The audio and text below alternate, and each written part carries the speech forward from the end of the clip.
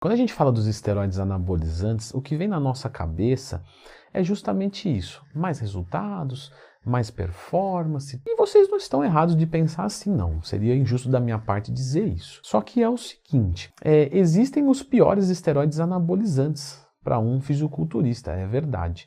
E eu vou comentar aqui dos 3 piores considerados pelos fisiculturistas. E se os fisiculturistas que vivem da estética, da morfologia perfeita, não gostam, isso é um excelente indicativo para que você repense caso queira utilizar. Então, fica comigo, clica no gostei, se inscreva aqui no canal, pois nós vamos falar aqui do top 3 piores esteroides anabolizantes que os fisiculturistas realmente não gostam. Lembrando sempre que vai fazer o uso, tem o jeito ideal, não é o jeito sem colaterais, não é isso. Eu já fiz um vídeo sobre isso, como ciclar com segurança e sem colaterais. E o nosso esteroide número 3 vai ser o estanozolol. Vai dizer, mas por que, Leandrão? O estano é tão bom, tão leve. Pessoal, primeiro vamos começar entendendo isso. O estano não é uma droga leve, tá? É uma droga mediana para pesada. Muitas pessoas colocam na comparação com a oxandrolona, com o Masteron, com o Primobolan e não são da mesma categoria. O estano é um degrau acima. Por que os fisiculturistas não gostam do estanozolol se ele tem um bom poder anabólico? Bom, as meninas em primeira instância, porque masculiniza muito. Então a voz engrossa mais, o clítoris cresce um pouquinho mais, né? Nasce pelo onde você não quer que nasce, cai onde você não quer que cai, ou seja, as meninas repudiam. Ah, Leandro, já vi um monte de menina tomando estanozolol. Normalmente porque não sabe o que está fazendo mesmo, porque acha que é uma droga leve e não é. Ou porque é atleta e voz grossa, não me importa, o meu negócio é palco. Beleza, aí tá certo. Mas não é o caso da maior parte que está assistindo aqui. Até mesmo quando você pega categorias como wellness, biquíni, são categorias que se prioriza a forma feminina, né, de se manter. Quando você vai mais para o bodybuilding e tal, e tudo bem, aí realmente é verdade, que isso não importa mais tanto. E no caso dos homens, o que acontece? Pessoal, no caso dos homens, isso também serve para as mulheres, obviamente. O estano ele tem um poder de ressecar as articulações. E por causar um aumento de força, se aumenta muito o risco de lesão. Portanto, o estano é uma droga que não é que ela vai causar lesão, porque ninguém vai tomar estano e acordar com o cotovelo ferrado amanhã. Porém, ela cria um ambiente desagradável para a sustentabilidade articular. Ou seja, ela aumenta a força muscular, com isso você levanta mais carga, só que nós temos um probleminha que é ressecar as articulações. Então os fisiculturistas já olham e já falam, já me parece meio embaçado, porque lesionado ninguém ganha nada. Se não fosse tudo, o perfil lipídico, né, ou seja, o colesterol, LDL e HDL, L de ladrão, H de herói, colesterol ruim vai ser o LDL e o colesterol bom vai ser o HDL. Lembrando que o colesterol ruim é até errado de se falar, tá? Eu estou falando isso de uma forma mais popular, porque o colesterol ruim, ele tem funções no nosso organismo. Por isso que a gente tem que ter ele no nosso organismo. Por exemplo, a testosterona depende do LDL. Então, o que você não pode ter é o excesso dele. Só que o estano joga o LDL lá em cima e o HDL lá embaixo. Então o perfil lipídico fica muito ruim.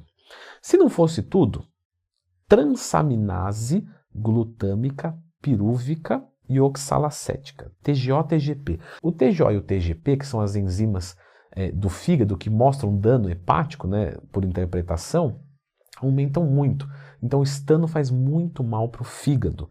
Então, obviamente, o fisiculturista sempre pensa na longevidade. Os que não pensam, né, já não estão entre nós, seja no palco ou seja na vida mesmo. Então, os fisiculturistas de melhor, vamos dizer assim, capacidade cognitiva, vão sempre pensar em longevidade. Então, assim, não vou usar um negócio que vai me dar um resultado, só que vai me matar ou vai me ferrar. Então, o estanozolol acaba que é uma droga que o pessoal procura evitar. Se usa por pouco tempo, no final de preparação, tal. Agora, vou usar 12 semanas de estano num off. Não, um fisiculturista normalmente não vai fazer isso. A nossa droga número 2 vai ser a halotestin. A halotestin é uma droga extremamente forte que dá uma agressividade muito alta e isso deixa o humor muito ruim. Se não fosse tudo, TGO, TGP pioram muito, até acima do estano. Então ela é extremamente tóxica para o fígado. E por que não é utilizada? É só porque faz muito mal? Porque muito mal por muito mal, trembolona também faz. Só que é o seguinte, o poder estético da halotestin não é alto em termos de volume muscular. Então, apesar dela ter um valor androgênico muito forte, uma razão androgênica, ou seja, capacidade masculina, e aí capacidade masculina você entende como músculo e queima de gordura, ela não consegue te dar muita hipertrofia muscular. Porém, ela aumenta muito a sua força. Só que o fisiculturista não se preocupa exatamente com isso, porque o negócio dele é pousar. Então, se o bíceps dele aguenta levantar uma caminhonete S10 ou um brinquedo de plástico, tanto faz. Tem que estar bonito na foto. Normalmente, os fisiculturistas utilizam da halotestin perto do campeonato, tá? Por 2, 3 semanas no máximo, porque ela dá uma densidade incrível. Então aquele cara entra empedrado assim, ó, mas ela não dá volume. Então você não vai ver um fisiculturista usando halotestin off. Faz sentido.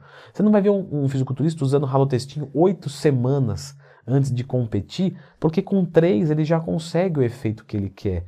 Aí ele vai jogar 8 só para se ferrar de colateral, porque não dá volume. Vai dar muita força, vai deixar nervoso pra caramba o cara já com o carbo baixo, com outros hormônios. Então não faz sentido usar halotestin por períodos prolongados para um fisiculturista. E o nosso primeiro vai ser o Proviron. Ah, André, mas o Proviron não é esteroide anabolizante não. Ele é, acredite ou não.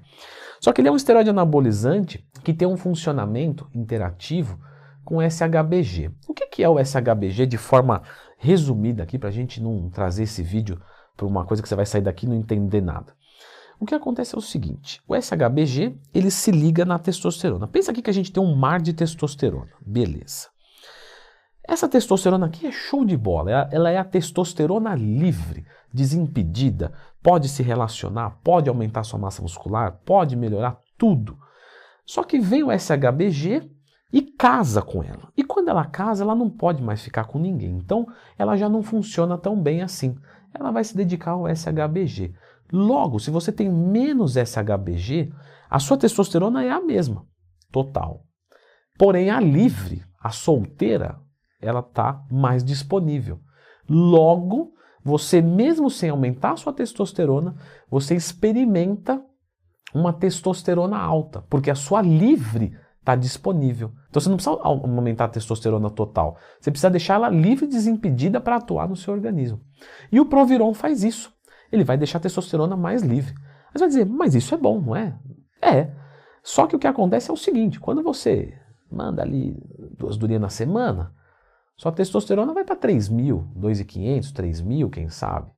E aí, com isso aí, a sua testosterona livre também vai subir. Lógico, você está com muita testosterona total. Logo, o Proviron vai só pegar aquilo ali e vai tirar um pouquinho.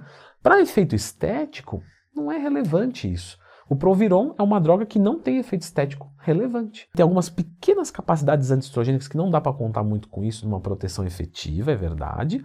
Porém, ele vai ajudar muito em libido. Então, ele vai servir muito mais para bem-estar do que para poder estético. E é por isso que os fisiculturistas não vão usar Proviron durante um ciclo visando mais resultados.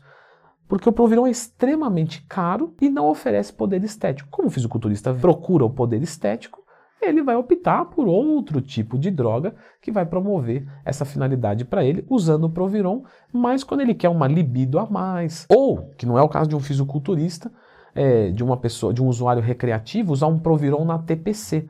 Pô, Leandrão, mas aí eu vou usar no pós-ciclo um Proviron, que ele é um esteroide anabolizante, ele inibe o eixo? Então, por ele não aumentar sua testosterona total, ele não inibe o eixo. Então ele mantém o seu eixo funcionando, ele não diminui a sua testosterona, ele só reduz o SHBG, e com isso, durante a TPC que você tem a testo reduzida, você ter mais testosterona livre disponível é excelente e pode segurar os seus ganhos, segurar a sua libido, etc. Então o Proviron ele não é muito utilizado intraciclo, dentro do ciclo, visando mais resultados. Para isso a gente tem todos os outros esteroides anabolizantes e até mesmo os SARMs, que tem um poder, para vocês entenderem, muito mais baixo, acima ainda do Proviron. André, muito bacana. E que tal falar pra gente então as 6 drogas que dão menos colaterais? Aquelas mais sutis, mais suaves, que eu posso pensar de usar sabendo que eu vou acordar uma colateral mais pouco, mais menos.